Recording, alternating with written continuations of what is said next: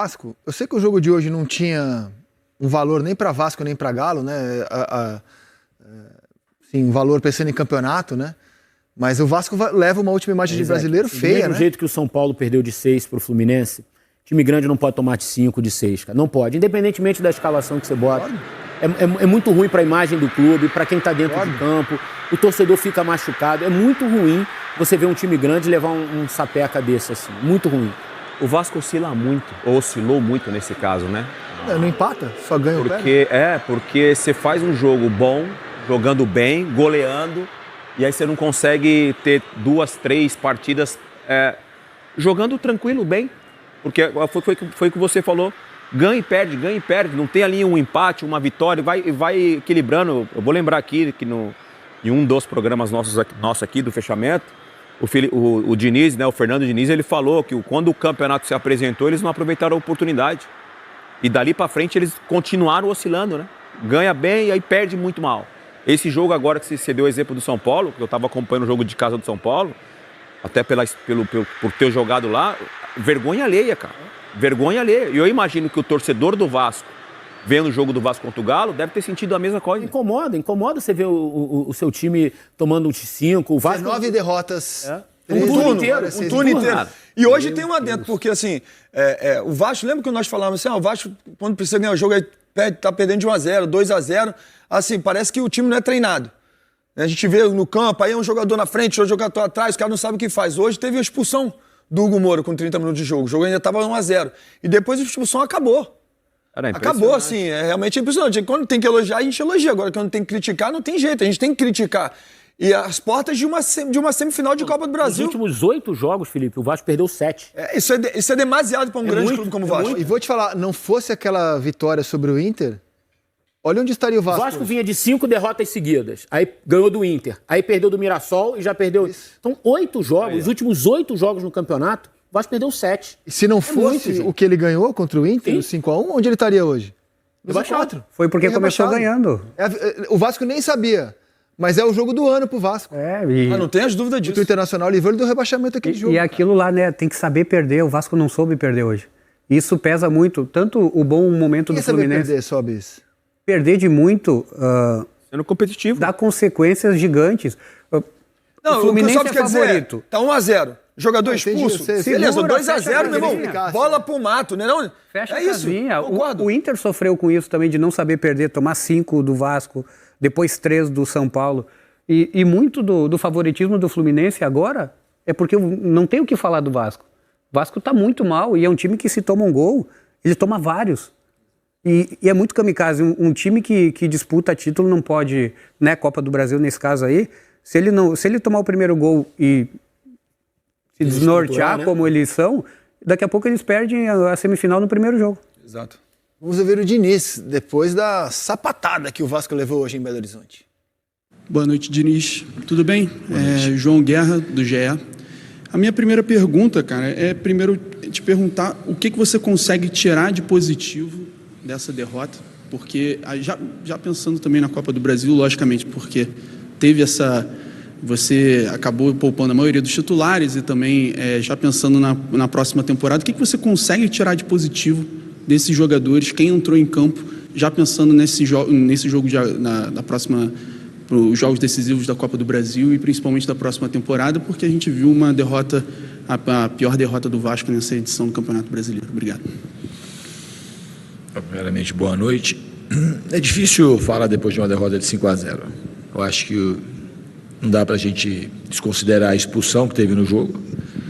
19 minutos de jogo, a gente estava já 1-0. Você perde o jogador expulso e no mesmo lance já tomou o segundo gol. O time não é que estava a maioria dos reservas, eram todos, inclusive o goleiro. Então não era a maioria. Todos os reservas e praticamente nenhum titular entrou em campo. Se o Sub-20, inclusive, não tivesse férias, eu não teria nem trazido para o banco os jogadores que eu trouxe hoje. É uma opção que a gente fez. Jogar num campo sintético sempre é difícil. E é um time que tem uma vocação ofensiva grande, o Atlético Mineiro, e a gente pode falar da derrota, que é muito dura. A gente podia ter feito um trabalho muito melhor no segundo tempo, que a gente veio numa postura do segundo tempo para se defender, achar uma bola de contra-ataque, como o David teve aquela chance, Mas a gente podia ter marcado muito melhor do que marcou. A gente foi muito passivo na marcação.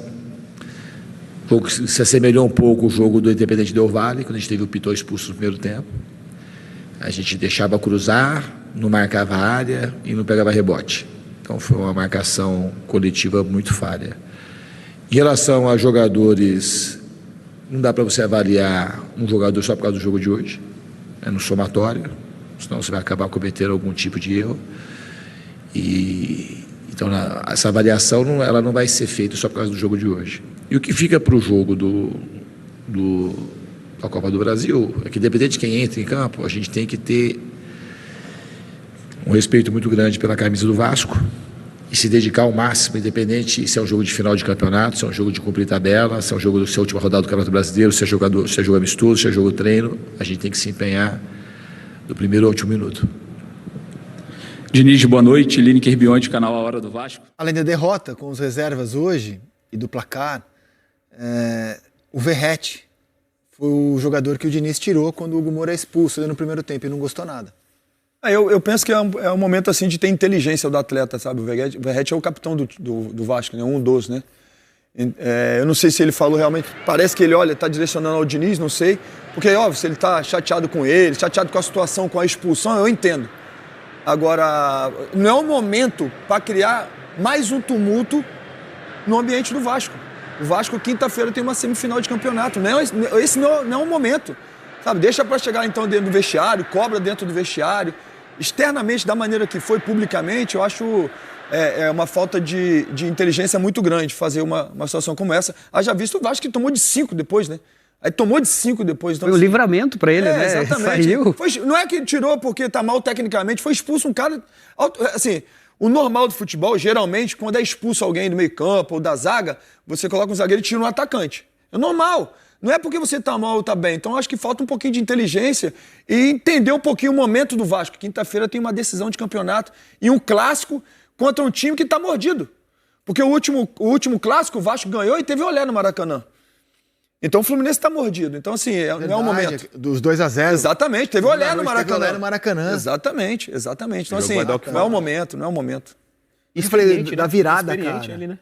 Não, o Verratti experiente, dá uma vacilada dessa, né? Experiente. Esse momento, os caras, assim, é o goleador do time, sabe? Capitão, você falou, é o capitão do time, sabe? Assim, a liderança. Então, existe um momento assim, cobra dentro do vestiário, vai lá dentro do vestiário e cobra, não pra fora. Porque isso, imagina o que passa pro torcedor do Vasco. O torcedor do Vasco já tá pé da vida.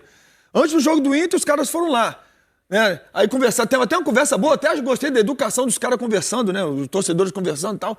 Aí agora, perde 5. Quinta-feira tem um clássico, ainda vai tumultuar mais o ambiente. Não, e ali não dá pra falar que é porque tava jogando mal, né? Não dá. Às vezes o cara é substituído no segundo tempo, 30 minutos e fala, cara, também não fui bem, né? A culpa não é dele. Tá saindo bravo comigo mesmo. Foi livramento, meu. Saindo bravo comigo mesmo, então. E ali não parece ser que ele tá saindo bravo por causa da atuação dele, né? Isso aí. Porque ele tem sido reserva, eu imagino, assim, ele tem sido reserva boa parte já dessa última metade do campeonato, né? Ele perdeu a posição. E aí tem uma chance de jogar a 4 dias de uma semifinal. Ele fala, faço 1, 2 gols aqui, eu me coloco em situação de brigar de novo pela titularidade, né? E aí no meio do primeiro tempo ainda tu perde a chance, aí o cara explode de vez, né? Só explode com o jogador, foi expulso de novo, foi expulso. Mas o Diniz salvou ele.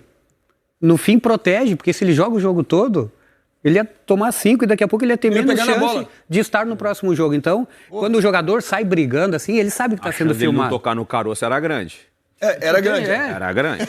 Não, a chance dele não tocar no caroço era grande. Ele ia correr, jogador a menos. Ele ia correr 12 quilômetros, não ia tocar na bola, ia sair bravo igual e ia estar cansado para quase. Ia sair mais bravo. O Diniz protegeu ele.